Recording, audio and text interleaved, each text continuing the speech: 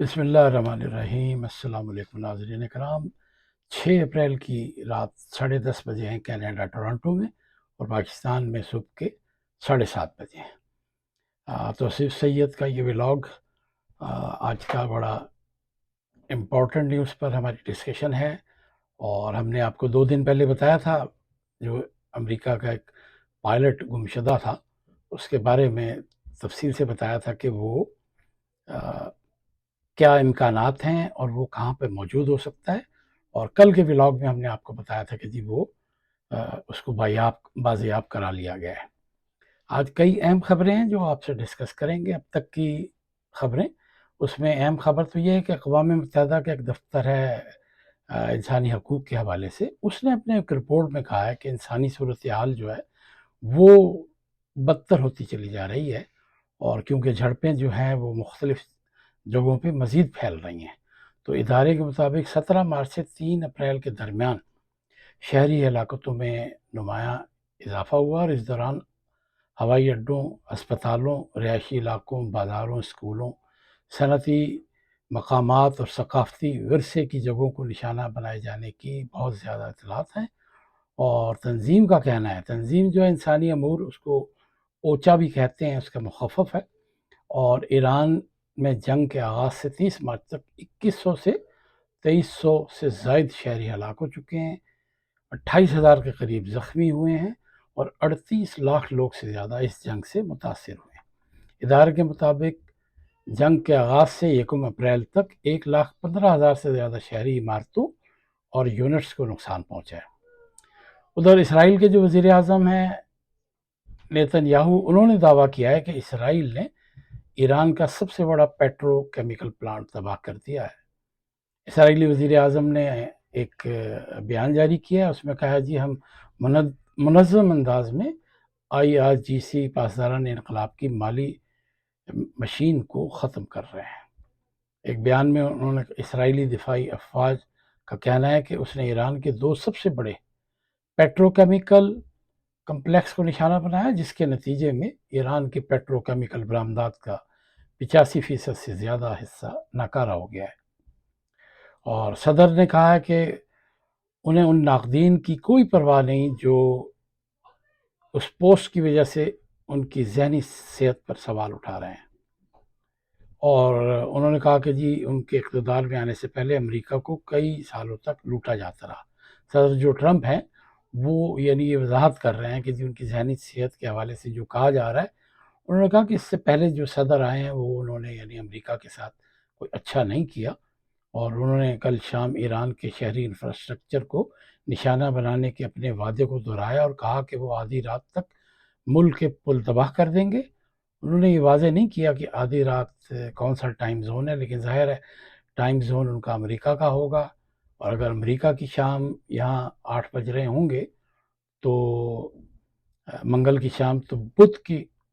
تقریباً صبح 6 بجے سمجھ لیں آپ ایران میں، ان کے مطابق ہم تباہی مچائیں گے، اور کل رات 12 بجے تک ایران کا ہم ہر پل تباہ کرتے جائیں گے۔ ابھی وہ مسلسل دھمکیاں دیتے ہیں۔ یہاں پہ ایک بڑا اہم سوال ہے کہ ایران کو ایک عرصے سے دھمکیاں دی جا رہی تھیں، اب پرسنل انداز میں دھمکیاں بھی دیں، دھمکیاں دے کے اس پر عمل درآمد بھی کیا، اور ان لوگوں کو ہلاک بھی کیا گیا۔ تو عالمی قوانین اس بارے میں کیا کہتے ہیں؟ جو ہمارے لا سے ریلیٹڈ لوگ ہیں وہ یہ بتائیں کہ اس طرح کی دھمکیوں کے لیے کون سی عالمی عدالت میں جانا چاہیے۔ ویسے تو حاصل کچھ نہیں ہے، لیکن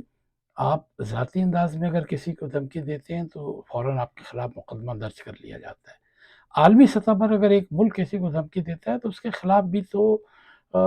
انٹرنیشنل جو خاص طور پر اقوام متحدہ اور مختلف ادارے جو ہیں وہ ان کے خلاف مقدمہ ضرور قائم کریں۔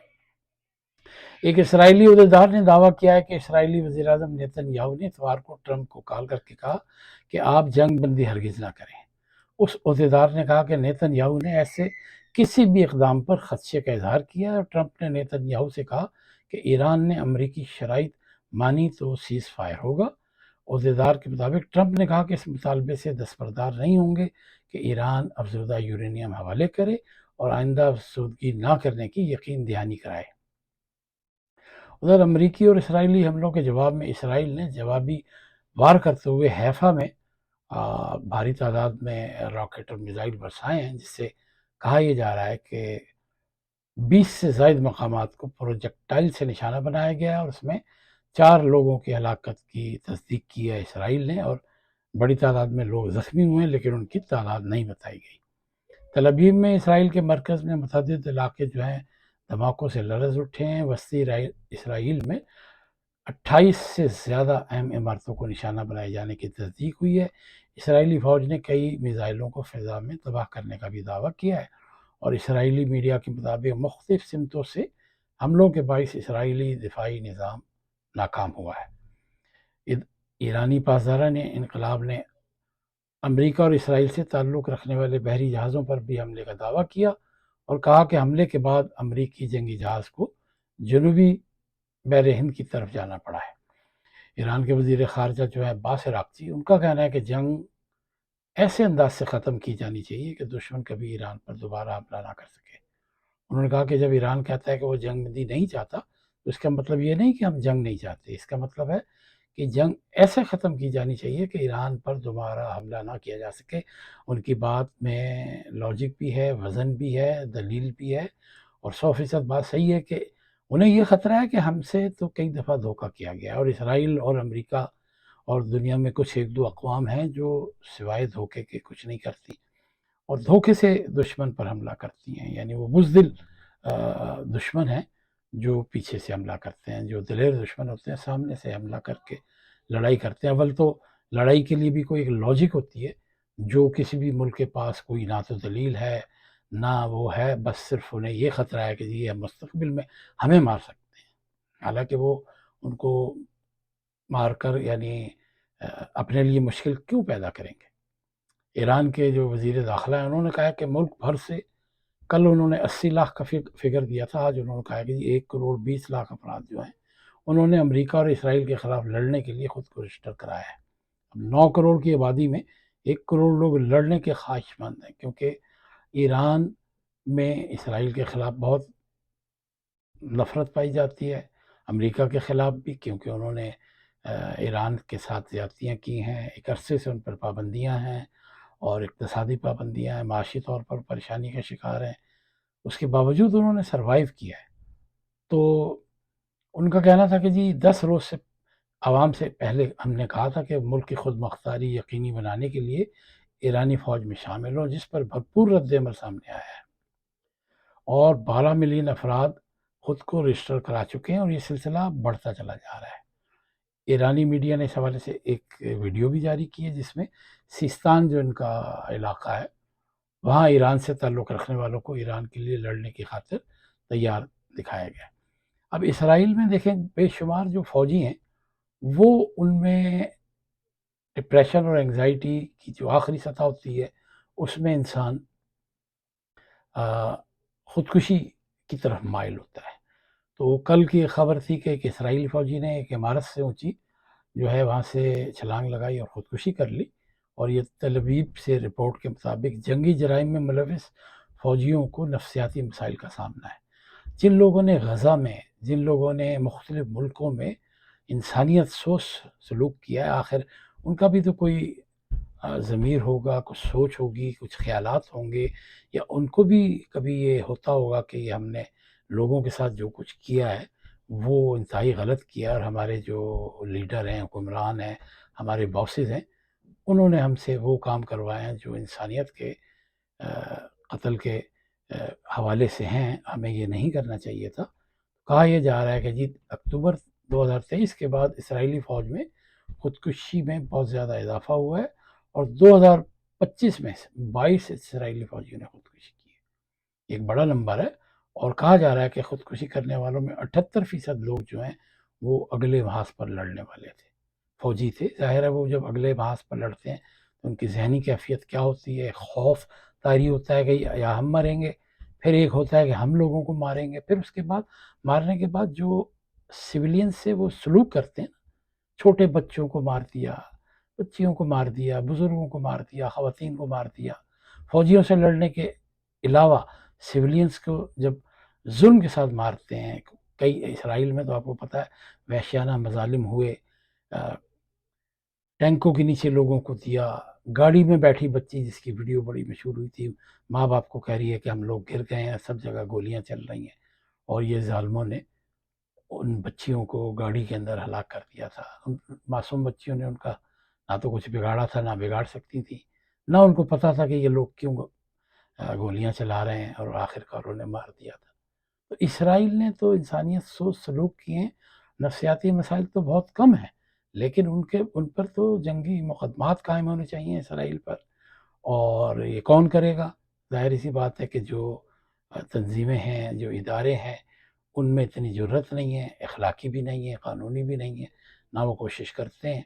اور آپ کو پتہ ہی ہے کہ لوگ اب کس نام سے یاد کر رہے ہیں. جنگلی بھینسا لوگ کہہ رہے ہیں کہ وہ تو ہر ایک کو مارے گا ٹکر. اور کل تک کی رات ڈیڈ لائن ہے پاکستان میں، یعنی کل جب شام ہوگی منگل کی، تو کینیڈا اور امریکہ میں منگل کی شام ہوگی، تو پاکستان میں اور ایران میں تقریباً بدھ کی صبح ہوگی. تو اگر یہ شدید قسم کی بمباری کی گئی تو ایران کا بہت بڑا نقصان ہوگا، لیکن ایران اس نقصان کو فیس کرنے پر مجبور ہوگا، اور جتنا اس کا اسلحہ اور جتنے اس کے پاس ذخائر اور جتنی اس کی کوشش ہوگی، پھر وہ جوابی طور پر بھی اسرائیل پر بمباری کرے گا. اور ظاہر اسرائیل کا تو بہت کم نقصان ہوگا، لیکن اب باتیں اس سے زیادہ آگے بڑھ گئی ہیں کہ اسرائیل جو اسلحہ استعمال کرے گا، اور جو غیر مصدقہ خبریں ہیں کہ شاید چائنا نے یا نارتھ کوریا نے کسی نے ایران کو ایسا اسلحہ دیا ہے کہ جو بہت دور تک میزائل جا سکتے ہیں، تو کتنے پھینک لے گا ایران اور کتنا نقصان کر لے گا. سب سے بڑا مسئلہ یہ ہے کہ ایران کے پاس اپنی ایئر فورس نہیں ہے، اور ان کے میزائل کو اور ان کی ایئر فورس کو روکنے کے لیے ان کے پاس کوئی نظام نہیں ہے. ایئر فورس اگر ہوتی ان کی تھوڑی اسٹرانگ تو یہ اسرائیل کو نقصان پہنچا سکتے تھے، لیکن نہتے سمجھ لیں کہ آپ سوائے میزائل ٹیکنالوجی کے ان کے پاس کچھ نہیں ہے. ان کے پاس یعنی 6 سے 8 ہتھیار، اور اوفینس کرنے کے لیے 8 سے زیادہ مختلف چیزیں ہیں. میزائل بھی ہیں، اور امریکہ کے B-2B بمبار طیارے بھی ہیں، اسرائیل کے طیارے ہیں. تو یہ ایک بڑی مشکل صورتحال ہے. اور ایک آخری خبر آپ سے ڈسکس کرتے چلیں کہ پاکستان کے آرمی چیف جو ہیں فیلڈ مارشل عاصم منیر نے امریکہ ایران جنگ بندی کے لیے امریکی نائب صدر JD وینس، خصوصی ایلچی وٹکوف اور ایرانی وزیر خارجہ سے رابطے کیے ہیں، اور کہا یہ جا رہا ہے کہ وہ مسلسل رابطے میں ہیں، اور فوری جنگ بندی کا فریم ورک امریکہ اور ایران سے انہوں نے شیئر کیا ہے. تجویز دی ہے کہ فوری عارضی جنگ بندی کی جائے. فریقین کو تجویز دی گئی ہے کہ فوری ابنائے ہرمز کھولی جائے، اور فوری ایران کے مجمد اثاثے بحال کیے جائیں، اور فوری ایران پر اقتصادی پابندیاں نرم کی جائیں. یہ میرا خیال ہے یہ 3 بڑی اہم ترین تجاویز ہیں جو شاید ایران اگر مان جائے کہ چلے جی وہ ابنائے ہرمز کھولتا ہے، ایک بہت بڑی شرط ان کی مانتا ہے، لیکن اس کے ایک تو منجمد اثاثے بحال کیے جائیں اور اقتصادی پابندیاں ختم کی جائیں. باقی سب چیزیں بعد میں آئیں گی کہ اس کا کتنا نقصان ہوا ہے، کتنا اس کو تو یہ ہے کہ جی پابندیاں ختم ہوں گی تو وہ کچھ تیل بیچ کر کچھ اپنے لیے جسے کہتے ہیں مالی وسائل بڑھا سکتا ہے، اور اس کے اثاثے ہیں وہ اس کے ہیں وہ بحال کیے جائیں. اور یہ کہا جا رہا ہے کہ جی جتنے بھی ممالک ہیں اس وقت وہ کم سے کم